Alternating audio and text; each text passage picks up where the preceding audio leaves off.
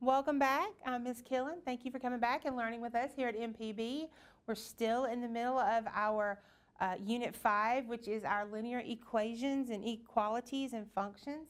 Today we're doing Lesson 4, which is more practice on interpreting rate of change in our y-intercepts when working in real-world scenarios. We're looking at ID 7, where we can learn to interpret the slope and the y-intercept with their meanings from real-world scenarios. So let's get into that.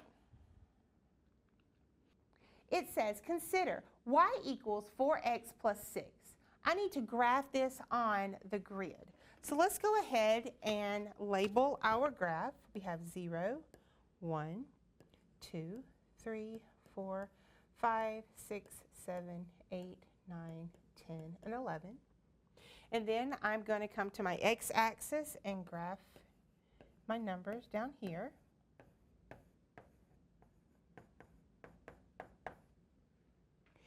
Now, since I have this function in my slope-intercept form, I know that my y-intercept is at 6.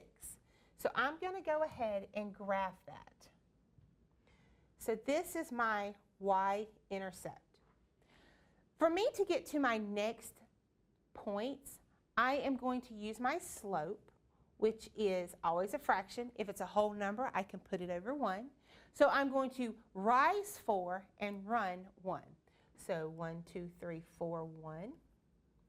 Now you may be asking, Ms. Killen, I've run out of room on my graph, but I've got to have another point. What can I do? Well, I can go backwards. If I rise 4 and run 1 to get up to 10, what if I drop 4, 1, 2, 3, 4, and run 1 here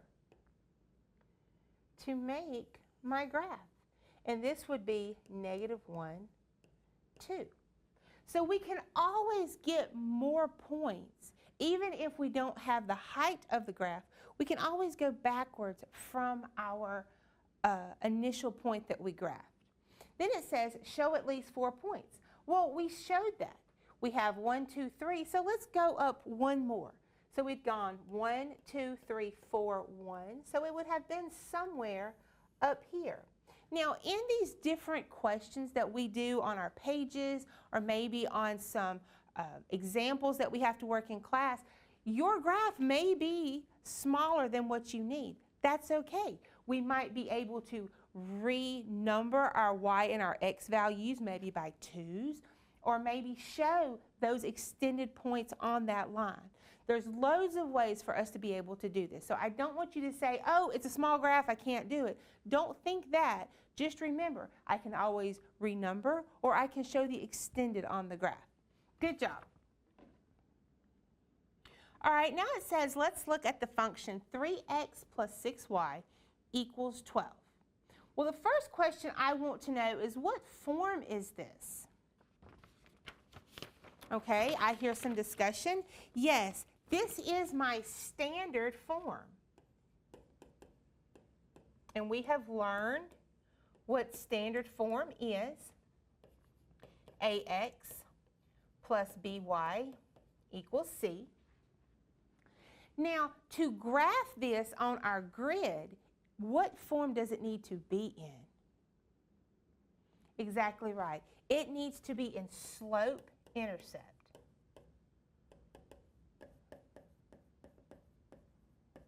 All right, and we know that as y equals mx plus b. So what we need to do is take that standard form and make it into my slope-intercept. So I'm going to take 3x plus 6y equals 12, and I need to get my y by itself. I'm going to subtract my 3x from both sides. I'm left with 6y equals -3x plus 12. Ms. Killen, where'd you get the plus 12? Well, our 12 is positive, so it's just like saying plus 12. Now, I still don't have that y by itself, so I need to divide everywhere. So I'm left with y equals Negative 3 over 6 is the same thing as saying negative 1/2. And then 12 over 6 is the same thing as positive 2. You need to make sure that you see your work so you can see where the x's and the y's went and how I got that y by itself. Okay, so I'm going to erase off my grid so we can graph here.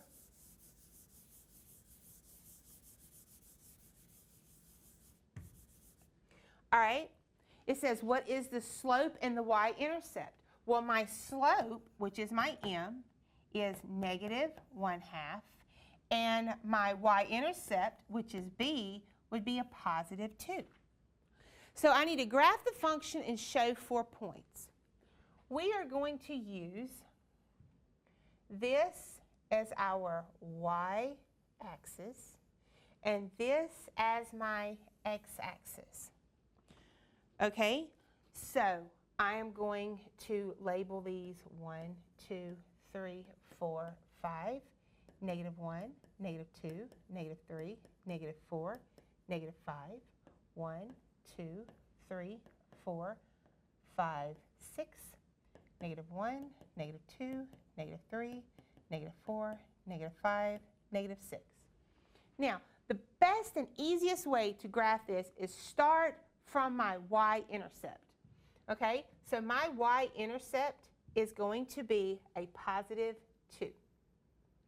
To get my next point, it's negative 1 over 2. That means I'm going to go down and over 2. So I'm going to go down 1 over 2, down 1 over 2, down 1 over 2. Well, Ms. Killen, what if I wanted to know above my y-intercept?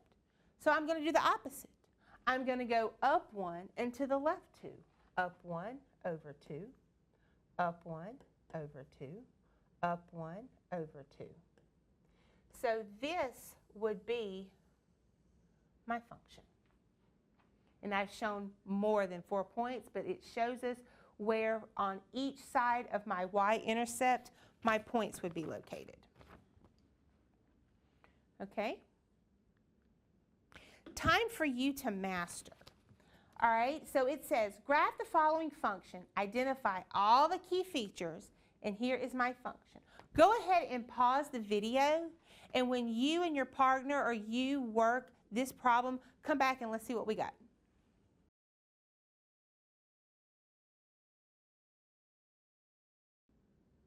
All right, now that you've got your work, now that you've shown what your graph is, let's see if I can get what you have. Well, the first thing I'm going to do is I'm going to turn my standard form into my y equals mx plus b, my slope-intercept. I am going to move my 5x over. So I have negative 6y equals 5x minus 18. I'm going to divide by my negative 6 in all of my terms. So I'm going to have y equals a negative 5/6 x plus 3. You're probably saying, Ms. Killen, I didn't get a positive 3. A negative divided by negative is a positive. And then 18 divided by 6 is 3. So that's where we get our plus 3.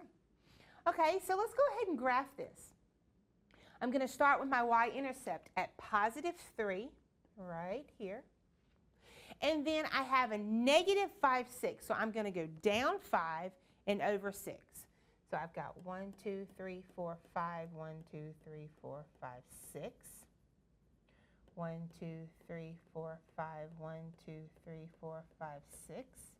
Now let's go on the opposite side of my y-intercept. So I'm going to go up 5. 1, 2, 3, 4, 5. 1, 2, 3, 4, 5, 6. 1, 2, 3, 4, 5. 1, 2, 3, 4, 5, 6. So there is my function graphed.